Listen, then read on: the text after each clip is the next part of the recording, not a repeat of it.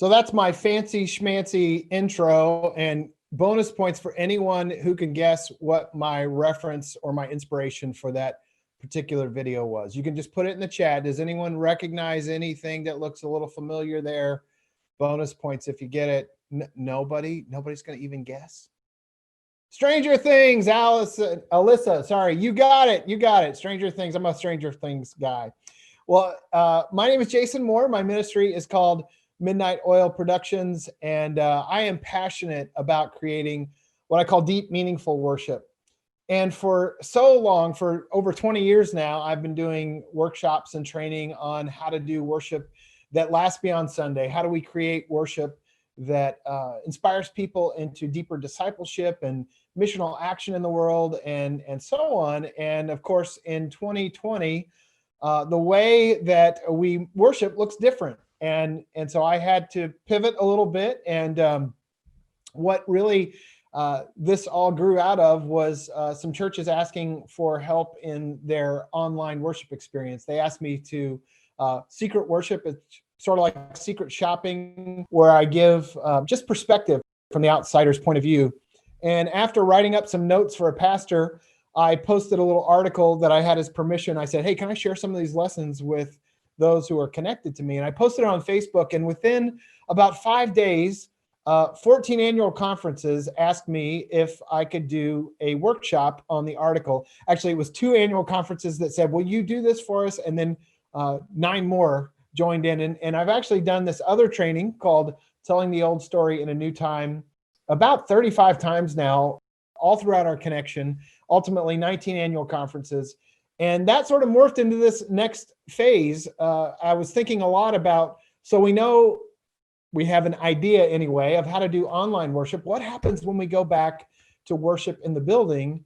And so I developed this new training called Both and you're actually one of, as of today, I believe, 27 annual conferences who are hosting this particular training.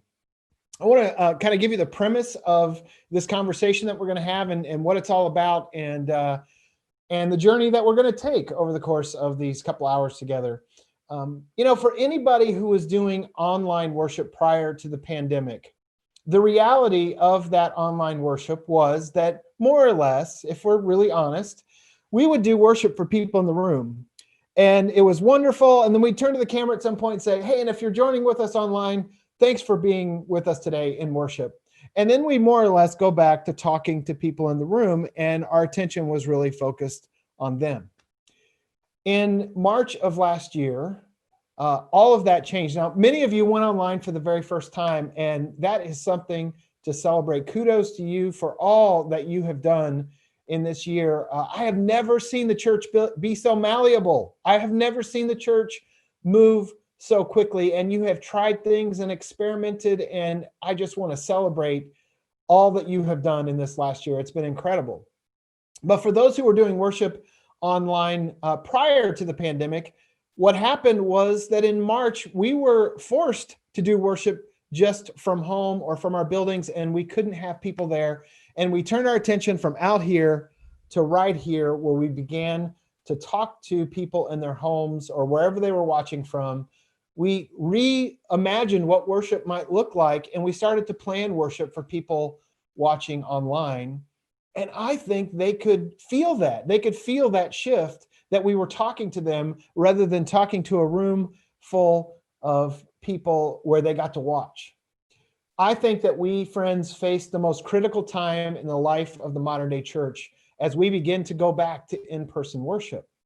I think one of 2 scenarios might play out, and I want us to avoid living into either of these 2 scenarios. The first is that because we've been talking to the camera for 10 months now, we could very easily continue to talk to the camera with a room full of people, and they will feel as if they are like the studio audience, like Saturday Night Live, where they are providing the laughs and the voices and the claps and things like that for what's happening, but they may feel ignored. I think what's more likely to happen is that because we have people back in the room, we may revert to where we were at about a year ago, and we may make the online audience feel like observers of an experience that they're not really a part of. I don't think either of those scenarios serve us well. Some really incredible things have been happening in the last 10 months in the way that we're doing ministry in this present time. And I'm going to spend part of our time at the end sharing with you some of the great things that are happening just because of our online worship.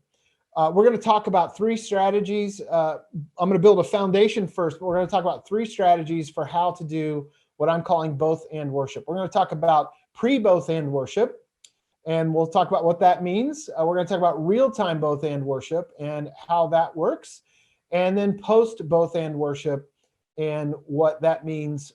And I believe that whether you're a small church or you're a large church or a medium-sized church, whether you do traditional worship or non-traditional worship, whether you are in the city or you're in a rural area, one of these scenarios will work for you. So regardless of style, regardless of technical savvy, regardless of your budget, there is a scenario that will work for you. So again, if you didn't already grab it, I'm going to paste one more time in the chat the handbook link. Let me, I forgot I have to type HTTPS here. All right, so if you don't have the handbook, you can click on the chat and download it now, and that'll help you follow along throughout our whole conversation. So we have made some shifts in the worship that we do, and I want to talk about how to kind of reimagine worship for online and how that translates to the in-person experience. So we'll talk about reimagining worship. We're going to talk about reimagining the experience, and then we're going to get into those different ways of doing both and. One of the ways that I began to think about framing this conversation for folks as we started to go online or even change the way we think about online was to think about how books are translated to films. You know, if you read the book first, you often don't like the film as well as the book because there's a lot of compromises that have to be made. Now, some people watch the film first and they love the film, and if they like the film enough, they'll go and buy the book. And I would love to believe that some of us are doing worship in a new way right now, and people are falling in love with our online worship, and when we go back to in-person, they may come and join us in person. My favorite book of all time is a book called Ready Player One. It's sort of this Willy Wonka and the Chocolate Factory meets the Matrix. If you have read Ready Player One, if you're a fan, put it in the chat. Who's read Ready Player One? Or maybe you've seen the film. All right, Alyssa, you are one of my best participants so far. You're right there. You're jumping in with me. I appreciate that. Well, when this book first came out, good, Dan. All right, Claire, we've got some Ready Player One fans.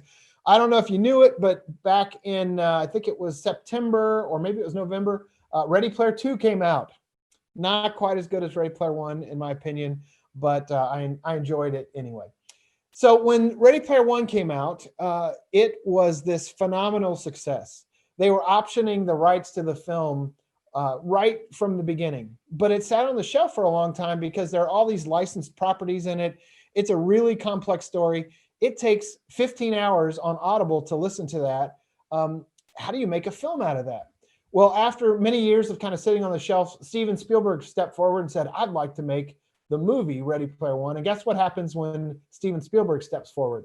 You make the movie, right? So these are some scenes from the movie Ready Player One, but there are some adaptations that have to happen in order to translate from one medium to another. So we can't just do worship online the way that we've always done it for the room. So I want to share with you a few lessons that apply to the worship that we do and what that means for both and think about what it means for the worship that we're offering each week.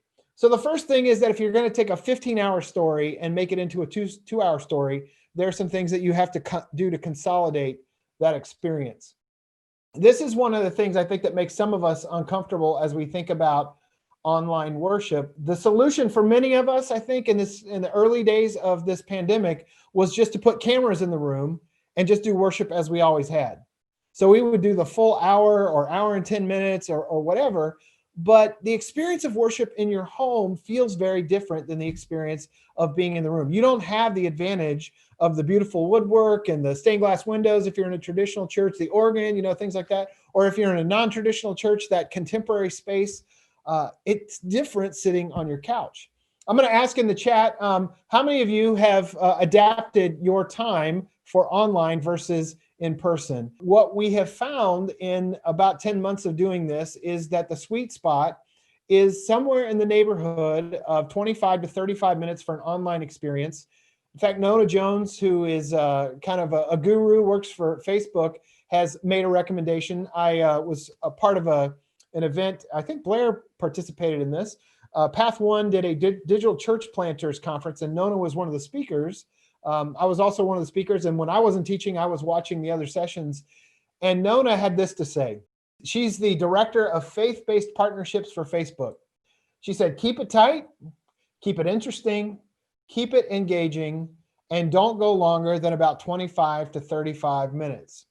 So I realize that sounds like a really short amount of time for some of us, but that's really the sweet spot. They have found that if you go beyond 40 minutes, people tend to trail off. Now, I would imagine some of you are thinking, but I've got people that watch all the way to the end. When you think about your most committed members, they'll show up and they'll hang. You could go 2 hours and your most committed folks will be there.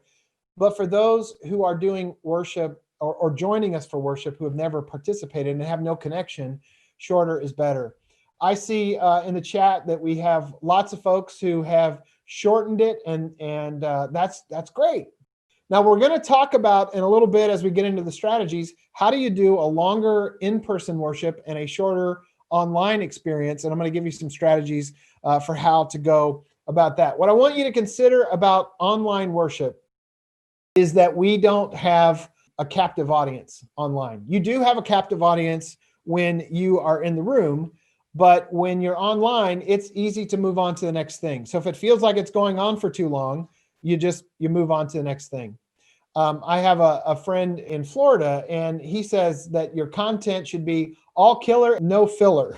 In worship, we don't think of anything as filler, but it's really important that what you're doing is really intentional. So consolidating the experience for online is really important.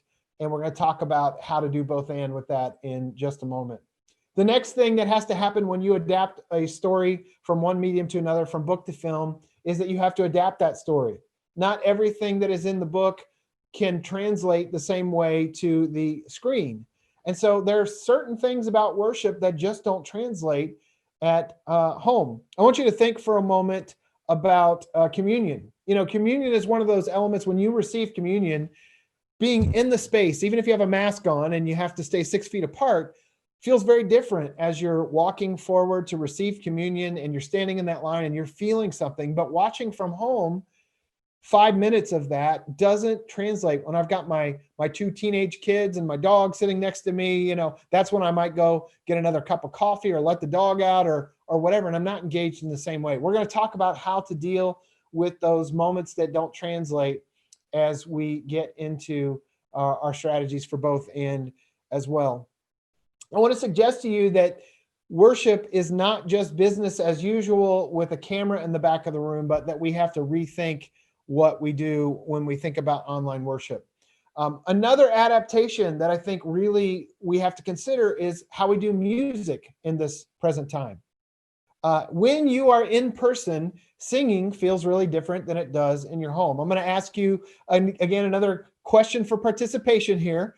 I have been doing these webinars since last March, and I've been asking the question, how many of you are singing in your homes? And the vast majority of people are saying they're not singing all the lyrics, all the verses, every piece of a song. So I'm going to ask you here, how many of you are singing everything that's being broadcast from your living rooms when you're participating? Now, some of you might say, yeah, I'm singing everything. And nope. Okay, I'm seeing lots of no's, no.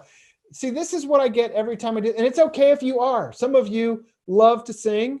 I will say that in my household, you know, my kids certainly aren't going to sing as we're sitting watching the TV. My wife kind of sort of some, but there's almost like a self-consciousness about singing in a small group versus being in a room full of people where you're singing. Don't take this wrong. I'm not saying we should cut music from worship online, but I do think that we might consider how we reduce the amount of singing we do for an online experience versus an in-person experience. And we're going to talk about that strategy coming up. I love to sing too. I'm a musician as well. But one other change or adaptation that I think we need to make is where lyrics come in. In worship, our strategy often is to put the lyrics up on a screen. Now, not all of you have screens, but I'm guessing many of you do. And it works really well to do something like this, where we put the lyrics up on the screen. Now, the problem is the longer the screen is filled with lyrics, the longer or the more opportunity there is to lose the human connection. So you haven't seen me for a while, and I'm just this disembodied voice. And so there's a possibility that we are losing connection with one another. So one of the things I want to suggest to you is that you are careful about how long you have images up and not over top of your people. I didn't put one on the screen behind me, but I could put the lyrics on the screen back here behind me and be in front of it. And you would be able to see me as the worship leader and the music at the same time and stay connected. There's so much of the experience of singing is reading the emotion and the passion and all of that. Don't lose the human connection. So be mindful of that even as you are singing. The way that we give has to look different too. Another adaptation is the act of giving and stewardship and worship. I want to remind you that giving is an act of worship. And so we have to make it possible and very easy for people to give in this present time. So I'm going to ask in the chat, how many of you are doing online giving now? And if you are, what service are you using? This is a great opportunity to kind of see what people are doing. Venko, Tithely, yes, I'm seeing people are doing that. Clover Give, Venko, okay, very good. For years, I have been encouraging churches to do online giving, and I've heard a lot of people say, well, we don't want to do online giving because if we do that, we have to pay fees and we don't get all the offering. Well, I just want to suggest to you that you lose 100% of the gifts that people can't give because they're not present with you, or they're not going to send a check or put money in the mail. If you haven't already, I want to encourage you to give people a tutorial or a walkthrough on how they can give. But I also want to suggest to you that the why to give is as important or even more important than the how. Help people understand why giving is important in the life of your church and in their faith life. I was on staff at Ginghamsburg United Methodist Church near Dayton, Ohio, and my old boss and friend and mentor, Mike Slaughter, used to say this. He used to say that money follows mission, not church budgets. Money follows mission, not church budgets. So as you are helping people participate in the life of giving in your church, help them see what a difference their gifts are making in impact in the kingdom. And so I want to share with you a video from Ginghamsburg they recently put together through the pandemic that helps people kind of see the partnerships and the mission and the movement that is happening. Now, I'm going to preface this by saying I realize that some of you in this chat don't have the ability to create a video like I'm about to show you, and that's okay. I want you to imagine, if you can, still pictures from this video and telling the story, speaking it aloud rather than having a fancy video put together. What I want you to get from this moment here is that you have to help people, you have to inspire them in the mission and help them see where their dollars and cents are going, not just take an offering so people are paying the utility bill. So check out this mission moment. My name's Trudy Elder, and I'm the Chief Strategic Officer at Homeful. And it just seemed very good timing for Ginghamsburg Church to be able to offer us a Christmas miracle when you came together and provided us such a generous donation that allowed us to finish the truck and get it on the road. And here we are, less than a year later. Despite COVID, the mobile grocery actually launched just last Monday, October 26th. So we had the good fortune to do a sneak peek, if you will, and bring it down to Sinclair Community College in mid-October and unveil it for the first time. That's in large part to the support that we've received, both financial and spiritual support from the good folks at Ginghamsburg Church. Right now, the mobile grocery is open for business. So we are making 10 stops per week. We are at community centers, churches, hospitals, you name it. We're out in the food desert neighborhoods that we had originally were designed to serve. The first 2 weeks in operation, we've been offering free flu shots. Rite Aid Pharmacy's been traveling along with us and providing free flu shots to anybody who is interested. We have had some nutrition education specialists come with us to offer healthy tips, from recipes to how to store fruits and vegetables and food, those kind of things. I think those will only grow as we continue to build our community-based partnerships. Looking to offer more health screenings, for example. And of course, with spring and good weather to come in the future, we'll be able to do a little bit more outdoors as well with some farmers markets outside, so we can maximize the grocery capacity inside the mobile grocery store. We've already learned so much. We've already served close to 1,000 people in our first week, which of course blows away the expectations that we were expecting, which also I think speaks to the need for this store being out and open in the community right now. So lots that we have learned and still to come. I'm not so sure that just a thank you here would be enough. I would certainly encourage the Ginghamsburg family to be able to come and join us, come shop with us, come visit us on the truck. We'd love to see you. You're volunteering with us already. We are so grateful for that. It was not just your generous financial gift that we felt.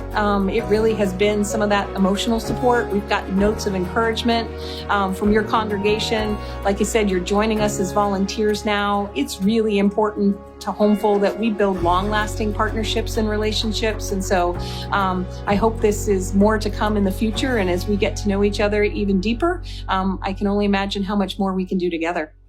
Friends, I just want to remind you that people don't get excited about helping you pay the light bill, but they do get excited about being a part of a movement and making a difference in the world around your church. And so, again, I don't want you to be intimidated by that video and think, well, Jason, we could never create a video like that. That may be true, but you could tell that story. You could show some pictures from that mobile truck and tell the story of where those mission dollars are going and what a life of stewardship means, not only to our faith community, but to the community that we live in. So inspire people on the why, not just the how when it comes to giving. Another adaptation that you might think about is how you do announcements. Announcements, when you have a captive audience, feel a little different than they do in person. But if I'm tuning into your online worship experience and somebody starts off by sharing announcements and they're like, hey, friends, we've got some exciting things coming up this week in the life of our church, and you give 3 or 4 random pieces of information, I'm likely to scroll right past that if I'm not connected to your faith community. I want to suggest that you give people an ROI, which stands for return on investment. Give them a reason to want to be a part of what you're doing. I'm a big fan of the idea of not doing announcements, but doing action steps. So if you move the announcements to the end of your worship experience and you tie them to what you're talking about for that day, they feel like they're a way to live out what you've been experiencing in the message. So if you say, we've been in the middle of a series on finding your faith in the midst of fear, here are 3 ways we're going to push past our fear this week and find our faith. First is, and then you can share those announcements.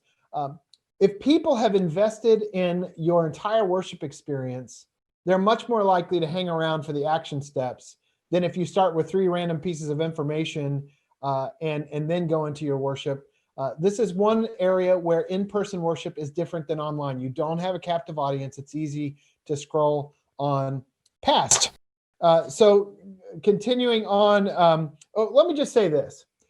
Adaptation and consolidation means that we have to pull things out from the live in-person experience. And that can be painful for some folks. You know, I think it's important that we acknowledge that online is different, and that thing that may be someone's favorite might be the piece that you have to pull out for an online audience.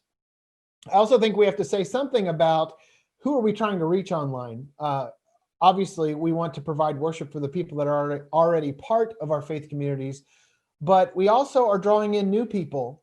And so if you will keep at the forefront of your mind, or at least somewhere in the midst of your planning, how is someone new going to receive this?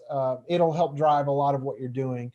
So those are some of the adaptations I think we might consider as we think about worship online and in person. Next thing then is that it's important that we iterate and innovate, that we keep trying new things. This is perhaps the most exciting thing about 2020. And that is that I saw churches experimenting every week and trying new things. And if this didn't work, we'll try this. And I saw Zoom worship, and I saw all sorts of really engaging and exciting things happen. Now, after we started to get a little bit comfortable, I think we started to lose a little bit of our sense of innovation. It was a little bit terrifying. It was exciting, but also scary in those early days for those of you who jumped online in March. I heard many churches tell me around Mother's Day, in May, that their numbers began to drop. And some told me that they didn't fully recover. And I think part of that was Mother's Day, but I think another part of what was happening is that we found 2 or 3 little tricks that worked, and then we started to do templated worship. We would just do the same thing every week, and that isn't all that exciting to tune in. I mean, think about this. We are kind of the Netflix, Disney Plus, Amazon Prime culture, right? And so we are really excited about the new season of a certain series. And you don't want anyone to give you spoilers. If I haven't watched the episode of The Mandalorian yet, I don't even want to go online because I don't want anybody to spoil anything about what's coming. And the problem with doing templated worship is that it feels like I know exactly what's going to happen every single time. What I want to suggest to you is that when we went online in March of last year, for those of you who did that for the first time or shifted your strategy, you found a new groove. The problem with grooves is that if you're not careful, grooves can very easily become ruts. I'm from Dayton, Ohio, the founder of Imes Pet Food, which I believe moved to Georgia. Clay Mathiel said this. He said, the only difference between a rut and a groove is how long you've been in it. The only difference between a rut and a groove is how long you've been in it. So in March, April, May, we found a new groove, and some of us have lived in that groove that we found for so long that we have to really begin to think about what's something different and new that we can do. So when's the last time you tried something different? When's the last time you experimented? I hope that you did something a little different for Christmas. We've got Easter coming up in no time. What does it look like to find a new groove in that way? In watching lots of online worship over the course of these first few months, I saw lots of different innovations. And so I thought it'd be kind of fun to share with you some of the great innovations in online worship over the course of the beginning of the pandemic. Now, again, I'm looking at the chat. So if you see a laughable moment here, it would be helpful for me if you said a ha ha ha or an LOL, but this is a little tongue in cheek, but great moments in online worship. Here's the first one. I call this one the cheap seats. I saw a lot of worship like this in the early days. If you brought your binoculars, you could maybe see what was going on. Or maybe the opposite of the cheap seats is the too close for comfort worship experience, where we are right there up the pastor's nose. This next one I call the surveillance camera worship experience, up there in the balcony, night vision even. This next one I call defying gravity. I've seen a worship service or two where someone had the camera turned the wrong way, or I call this one the 90-degree angle. Please turn your camera the other way, turn your camera the other way. Or, we'll use whatever come hang out with us, Jenna. That's a great comment. And we'll use whatever technology we can. I call this one the Ring doorbell worship experience. I mean, whatever camera you got at your disposal. Of course, those are all meant to be just kind of fun, tongue in cheek, but keep trying new things. If you haven't ever heard of Carrie Nieuwhof, you need to know about Carrie and follow all Carrie stuff. Carrie had this to say about the season we're in. Too many churches will step right back into the past the moment they step back in their buildings. I think that's such a good word. We were innovating left and right, but the building represents safety and comfort, and we could very easily put aside the practices that we've been working on for these last 10 months and just go back to the old way. So I want you to think about, how do we continue to iterate and innovate and try new things? Don't jump back to where we were pre-pandemic.